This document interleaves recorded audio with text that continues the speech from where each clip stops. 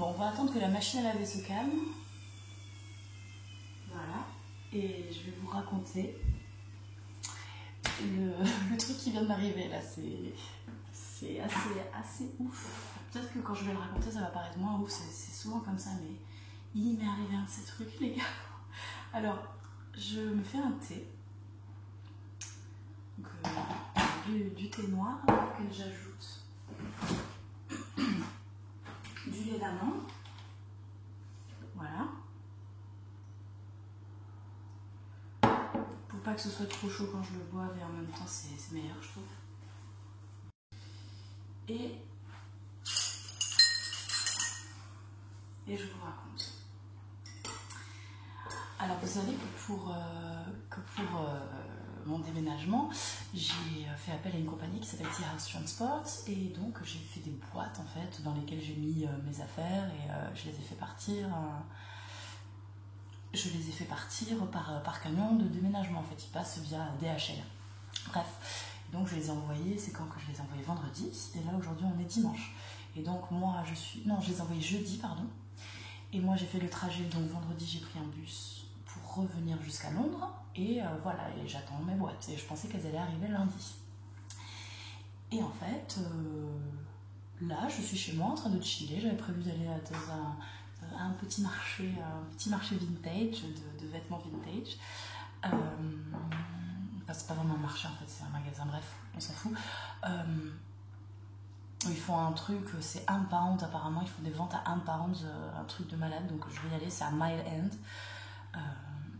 Voilà, je vais y aller là.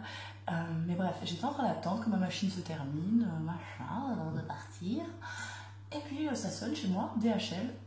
Voilà, livraison. J'étais là, putain, mes boîtes arrivent, heureusement que je suis là, je pensais qu'elles allaient arriver lundi, tu vois.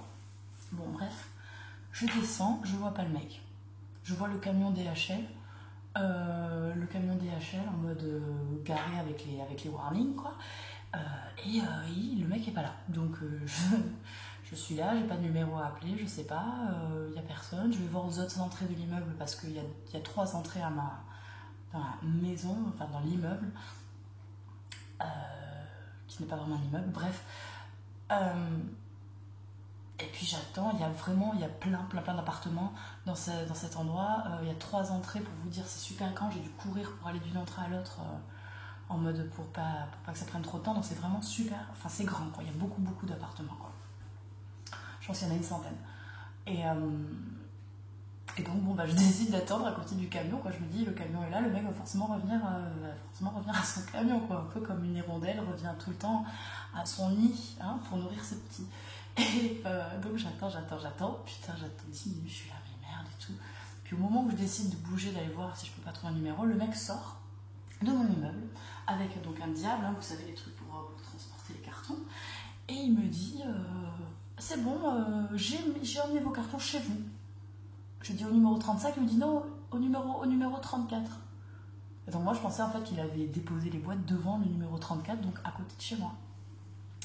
Sauf qu'en fait, il y a 2 maisons qui se rejoignent, en fait. Il y a deux immeubles, en fait, avec donc les mêmes numéros qui se rejoignent. Si tu rentres par une entrée, tu peux arriver si tu te perds un peu, tu peux arriver à un 35 qui n'est pas mon 35, en fait, qui est le 35 d'une autre maison. Elles sont connectées, en fait. Donc je monte. En montant, je croise un gars. C'est random, mais un jeune. D'habitude, j'ai pas l'habitude du tout de croiser des jeunes dans cet immeuble. C'est plutôt des familles qui habitent là, donc avec des enfants et tout. Donc c'est pas. Mais un mec là de 24-25 ans, un truc comme ça, j'ai pas l'habitude de croiser des personnes de mon âge environ quoi dans cet immeuble. Donc voilà, en plus un bon style et tout. Enfin, genre voilà, je me dis, je le croise. C'était un peu inhabituel. Il était au téléphone avec un kit Mali, mais je l'entends pas parler. Enfin, je sais pas. Non, il parlait pas à ce moment-là. C'est important dans l'histoire. Bref, je le croise, et puis lui il descend et moi je monte. Donc je monte, et puis je vais devant chez moi, pas de boîte, quoi, pas de carton. Je dis, ah putain, il a livré. Et je vais au 34, il n'y avait pas de boîte devant, et moi je n'étais pas passé par l'esprit qu'il pouvait rentrer, qu'il était rentré carrément livrer les boîtes dans la maison, quoi. Bref, je me dis, bon, il a été au 34 de l'autre maison.